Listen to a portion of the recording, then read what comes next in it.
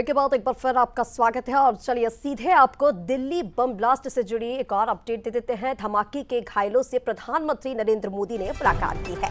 LNJP अस्पताल जाकर घायलों से मुलाकात की। भूटान से लौटते ही प्रधानमंत्री नरेंद्र मोदी सीधे एलएनजेपी अस्पताल पहुंचे और यहां पर उन्होंने घायलों से मुलाकात की। तो देखिए, दिल्ली में जो बम ब्लास्ट हुआ है उसने कई परिवारों को गहरे जख्म दिए हैं। कई लोगों का अस्पताल में इलाज जारी है। 12 मौतें अब तक इस धमाके में हो चुकी हैं।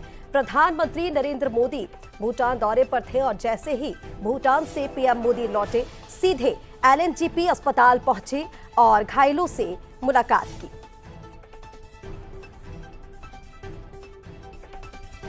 देखिए, दिल्ली में लाल किला के पास 10 नवंबर को भीषण धमाका हुआ और इस धमाके में 12 लोगों की जानें गई।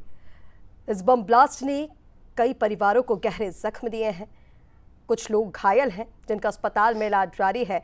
जैसे ही प्रधानमंत्री नरेंद्र मोदी भूटान से वापस लौटे, सीधे एलएनजेपी अस्पताल जाकर उन्होंने घायलों से मुलाकात की।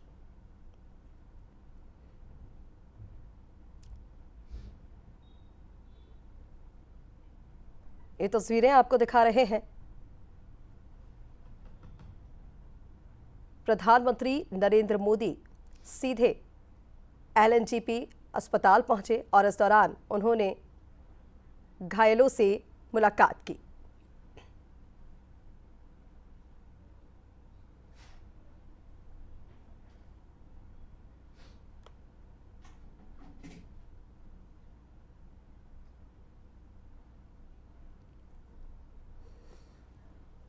तो देखिए, दिल्ली बम धमाका 10 नवंबर को जिसमें कई लोगों की जानें गई। I-20 कार लाल किले से 300 मीटर की दूरी पर जिसमें ब्लास्ट हुआ और इस कार में ब्लास्ट होते ही कई लोगों की जिंदगियां चली गई। देखिए, डॉक्टर ये आतंकी डॉक्टर्स हैं जो इस पूरे हमले के पीछे बताए जा रहे हैं। Doctor Umar, doctor Shaheen Shahid, doctor Muzammil Shakeel, doctor Adil Ahmad, doctor Sajjad Ahmad, doctor Parvez Ansari, doctor Tajamul Ahmad Malik. इन डॉक्टर्स के नाम इस हमले के पीछे सामने आए। मुख्य डॉक्टर्स जो है, डॉक्टर उमर दिल्ली ब्लास्ट में मुख्य भूमिका में थे जिनकी मौत होना बताया जा रहा है। डॉक्टर शाहिन शाहिद मुजम्मिल की करीबी बताई जा रही हैं। डॉक्टर आदिल अहमद लॉकर से AK-47 मिली है और इसी के साथ डॉक्टर सज्जाद अहमद, डॉक्टर उमर का दोस्त, पुलवामा कनेक्शन इसका बताया जा रहा है और इन सभी आतंकियों से अब पूछताछ की जा रही है। डॉक्टर परवेज अंसारी जो मॉड्यूल से जुड़े फोन और डॉक्यूमेंट्स इनके पास से मिले हैं। डॉक्टर तजामुल अहमद मलिक आतंकी मॉड्यूल से जुड़ा हुआ है। तो देखिए, लगातार ये सभी डॉक्टर्स हैं, सभी ने PhD की हुई है और इस आतंकी साजिश के पीछे इन सभी डॉक्टर्स के नाम हैं जिनके पास से कई संदिग्ध चीजें भी मिली हैं। डॉक्टर आदिल अहमद के लॉकर से AK-47 बरामद हुई है। तो ये तस्वीरें आपको दिखा रहे हैं। देखिए, प्रधानमंत्री नरेंद्र मोदी भूटान से जैसे ही वापस लौटे, सीधे एलएनजेपी अस्पताल पहुंचे। एक्सक्लूसिव तस्वीरें हम आपको दिखा रहे हैं और जाकर उन्होंने घायलों से मुलाकात की, उनका हालचाल जाना। ये सीधी तस्वीरें दिल्ली के एलएनजेपी अस्पताल से आपको दिखा रहे हैं। प्रधानमंत्री नरेंद्र मोदी ने भूटान से देश के नाम संदेश भी दिया था। उन्होंने कहा था कि जो भी दोषी होंगे उन पर कार्रवाई की जाएगी, बख्शा किसी को नहीं जाएगा।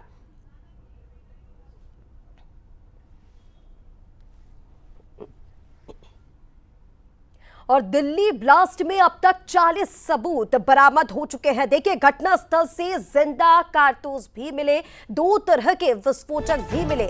शाहिन के भाई परवेज के घर से कई फोन मिले हैं। तो देखिए, शाहिन जो डॉक्टर मुजम्मिल की करीबी है, उसके भाई परवेज के घर से फोन मिले हैं। डॉक्टर परवेज की पेड वाले फोन करता था इस्तेमाल। घर से इलेक्ट्रॉनिक उपकरण भी जब्त किए गए हैं। मुजम्मिल के संपर्क में था डॉक्टर परवेज। सूत्रों का यह कहना है शाहीन से भी लगातार परवेज बातचीत करता रहता था। एनआईए ने जांच टीम का गठन किया है। एनआईए ने 10 अधिकारियों की विशेष टीम गठित की है जो इस पूरी घटना के बारे में अब जांच कर रही है।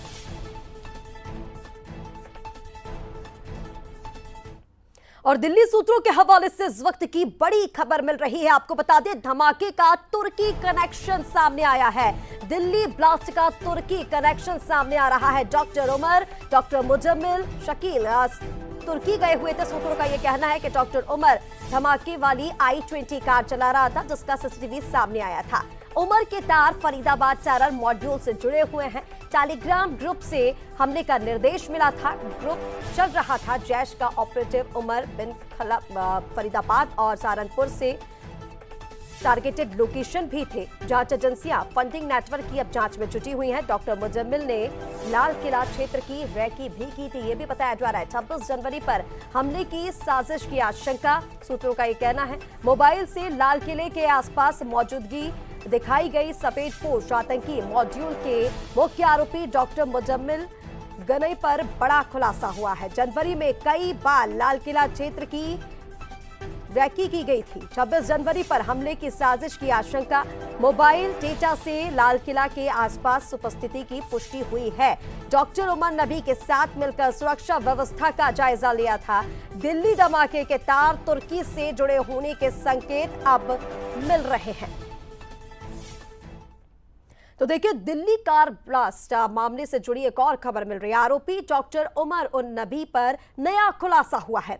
उमर के डॉक्यूमेंट्स और सर्टिफिकेट्स मिले हैं। देखिए, डॉक्टर उमर उन नबी के डॉक्यूमेंट्स मिले हैं। 7 जून 2024 को ज्वाइन की थी यूनिवर्सिटी, अल फलाह यूनिवर्सिटी में ज्वाइन किया। यूनिवर्सिटी ऑफ कश्मीर से MBBS डॉक्टर उमर ने किया। श्रीनगर के GMC SMHS में सेवाएं भी दी। बाद में GMC अनंतनाग में काम किया। फरीदाबाद भी अल फलाह में प्रोफेसर रहा है डॉक्टर उमर। एजेंसियां शैक्षणिक एंगल से अब जांच पड़ताल में जुटी हुई हैं।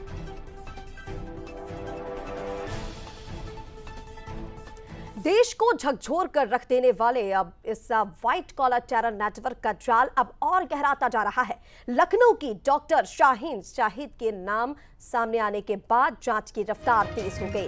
कानपुर के GSVM मेडिकल कॉलेज में कभी लेक्चर कर चुकी डॉक्टर शाहीन अब जैश-ए-मोहम्मद की महिला विंग से जुड़ी बताई जा रही हैं। जम्मू कश्मीर पुलिस ने शाहीन को गिरफ्तार किया। दरअसल शाहीन मेडिकल छात्रों का धीरे धीरे ब्रेन वॉश कर अपने नेटवर्क में शामिल कर रही थी। उनका संपर्क डॉक्टर मुजम्मिल और जमातुल मोमिनात संगठन से भी था। तो इधर एजेंसियां शाहीन से जुड़े छात्रों की जांच में अब जुटी हुई हैं, जबकि उनका भाई शुएब दावा कर रहा है, हम एजेंसियों का पूरा सहयोग कर रहे हैं, और कह रहा है कि शाहीन का परिवार से कोई संपर्क नहीं था। जितनी बात आपको पता है उतनी बात मुझे ये पता है। पुलिस लेकिन तो दावा कर रही है ना कि ये लोग आतंकी गतिविधियों में संलिप्त हैं। आप तो लोग को ये बात बुरा नहीं लगेगा कि आप एक आतंकी के भाई कहलाएं? बुरा लगेगा आपको? नहीं, देखिए, आपको कोई भी होगा तो भी लगेगा कि भाई हम देश में रह रहे हैं जी, और आतंकवादी गतिविधियां हो रही हैं हमारे देश में, तो भाई किसी को भी बुरा लगेगा। हमारे देश में सब बात हो रही है तो सही थोड़ी ना। हम भारत में रहते हैं और इससे बिल्कुल। घटनाएं हो रही हैं। अगर बिल्कुल। हमारे लोग ऐसा करेंगे तो बुरा तो लगेगा ना। बुरा तो हमको लगेगा भाई। हम जिस देश में रह रहे हैं तो हम कैसे मानेंगे भाई ये बात।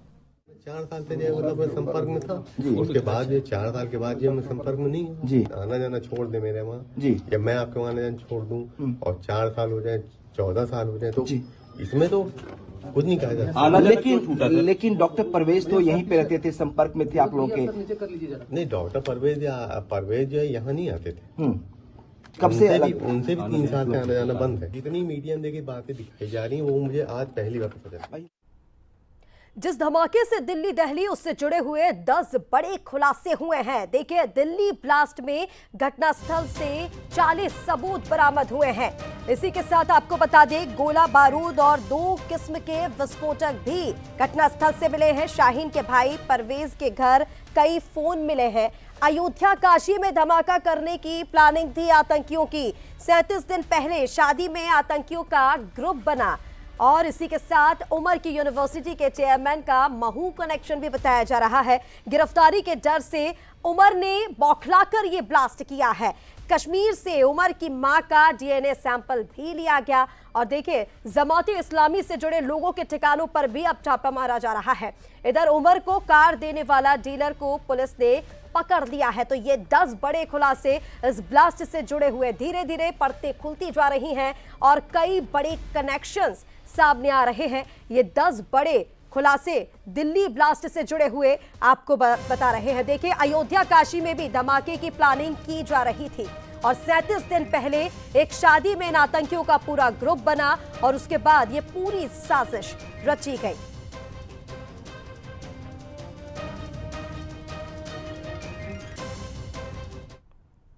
और अब बात करते हैं बी टाउन की। लगता है इस बार बॉलीवुड पर किसी की काली नजर लग गई है। अक्टूबर फिल्म इंडस्ट्री के लिए बेहद भारी रहा।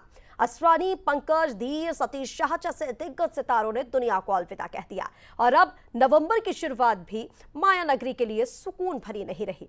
एक के बाद एक सितारे बीमार पड़ रहे हैं।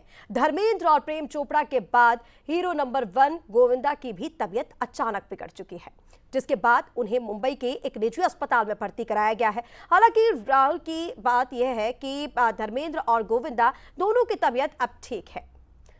और चलिए इसी